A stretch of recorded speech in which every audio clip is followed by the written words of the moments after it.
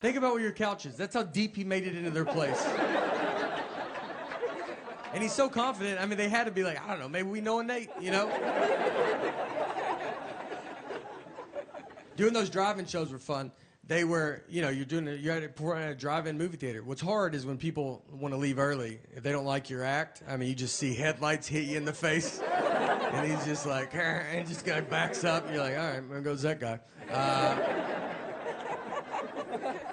I did one Zoom show, and it was just, I mean, it's just your face on it. And right before we get started, I just hear someone say, I don't know, it's some stupid comedy thing. And it's just,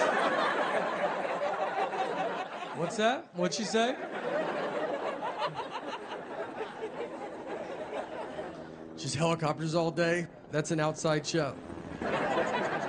The next special is going to be at LAX. It's going to be a good time.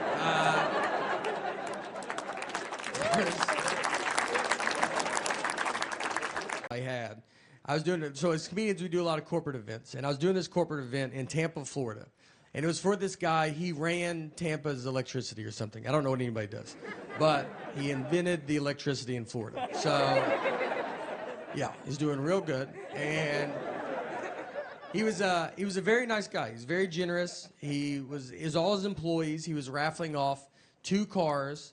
He gave away a bunch of TVs, iPads. I mean, honestly, probably $100,000 worth of gifts he was giving back to his employees. Very nice.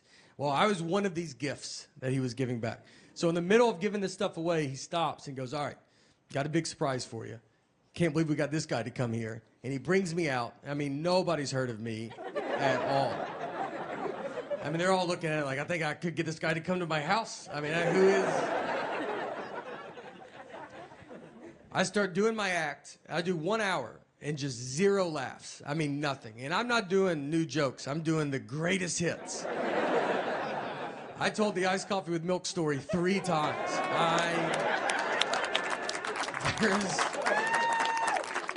I kept just doing it. I was like, all right, I'm going to do it one more time. I don't think y'all were listening.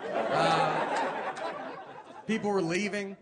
The guy that drove me asked someone that left, and he just goes, hey, is the comedy show almost over? And the guy goes, I don't even know what you're talking about.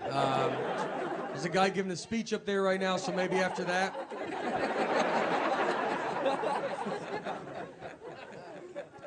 So we get done, and then the guy comes up. You know, I have to talk to him. And I was like, look, I'm sorry, man. I used to be able to do comedy, and I lost it. You know, it's over. And he was very nice. He goes, no, it's all right. Nothing's your fault. And I was like, all right, I don't know how that's possible. And he goes, well, when you were up there, I remembered that most of my employees do not speak English. And I was like, all right, yeah, they'll do it, you know. Maybe don't hire an English-only speaking comedian. No heads up at all. Not that I could have changed it up, but it just would have been nice to know, you know.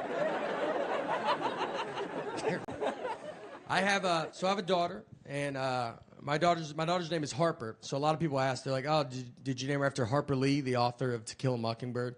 And, you know, I've never thought about an author a day in my life. So that never occurred to me. I mean, my middle name's Lee, and just never crossed my mind. I love having a kid.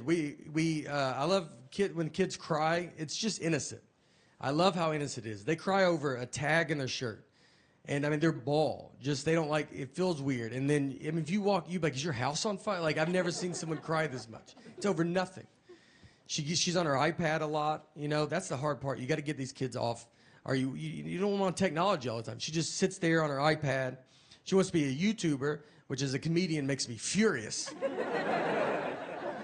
She watches all these kid YouTube videos, and now she makes her own videos. It's just her sitting there going, hey guys, what's going on? Click the links below, subscribe, leave a comment. None of this is anywhere but my phone. I got 90 hours of this. It's not on YouTube. Me and her mom are the only subscribers. She just watches kids playing with toys. Too. Like, that's what's crazy. It's not like a show. I'd be fine if she watched a show.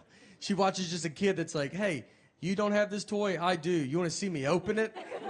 It's got 5 billion views.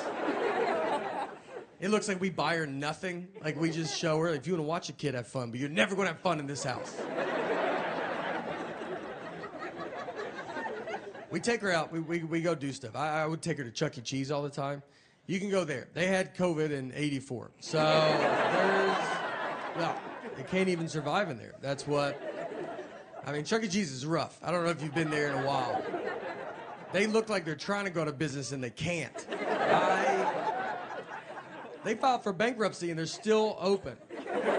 They called Blockbuster and they're like, how do you get out? We want out.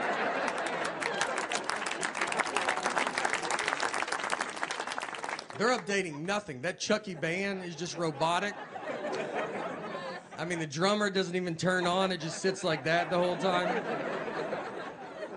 They sell booze to parents now. They just give them buckets of Bud Light. They're drunk in a booth at 9 a.m. And someone drives those kids home. I don't see a bunch of Ubers and Lyfts showing up. There was a Chuck E. Cheese that got caught. If people didn't eat all their pizza, they would just put it back out on the buffet. And that would shut down any normal business. And with Chuck E. Cheese, they have thrived. I mean, when I read the story, I was like, I thought that's what they were doing. I thought we agreed that that's fine. I didn't even know what the article was about. Our daughter still sleeps in our bed, too. And parents don't like that when you say it. They're like, you got to keep them outside. Don't look at them. It's my fault. So we had a kid late in life. We have one kid. And so we're kind of hitting all the sites. And I would be, when I get home, I travel a bunch, and I get home, I'd want us to all sleep in the bed together. And I've kind of built up a habit now, and it's happening. So it's tough, though, because kids don't know how to sleep. I mean, she makes king bed feel like a twin. I mean, I'm on the edge.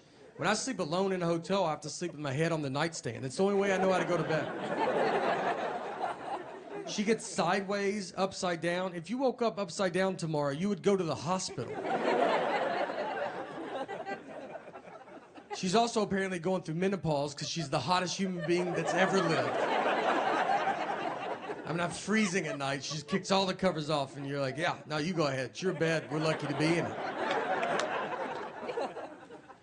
She's got to get out at some point, you know? I don't know. She'll be 37 years old. Hey, can I get in the bed with you guys? Her kids are upstairs asleep in their bed. Her husband left a while ago. He ain't gonna put up with that. I remember I would fall out of a bunk bed. I slept in a bunk bed. I was on the top bunk, and I would get over a railing and just fall 6 feet to the ground and just land. I mean, you don't catch yourself. It's just whatever hits first. All your body weight just lands on your head. I got a full-blown concussion. I'm crying. My parents are like, just go back to a deep sleep for 7 hours. I've had 3 concussions in my life, and none of them because of sports. Just living life, man, you know? Stuff happens to your head. What are you gonna do? One was in high school. I got pushed into a wall head first, and it took them 3 class periods to figure out I had a concussion. That's how much I was bringing to the table. I mean, 2 teachers didn't even notice, and the third one was like, he wasn't facing forward, and that's when I realized he's one of the better facer forwards I've ever had. So I knew. My biggest concussion was when I was 12 years old. I fell down a cliff. So I grew up in Old Hickory, Tennessee, and we used to climb down this cliff into Old Hickory Lake, and we'd done it a ton of times. And so one day I slip and fall. So my friend that I'm with, he goes and gets my mom. There was a guy fishing in a boat down in the lake, and so he sees me, and he gets me into the boat. And then he takes me over to some stairs, which he had to be like, why didn't he just use these stairs? I mean, they were right next to that cliff. Like, it didn't even make sense.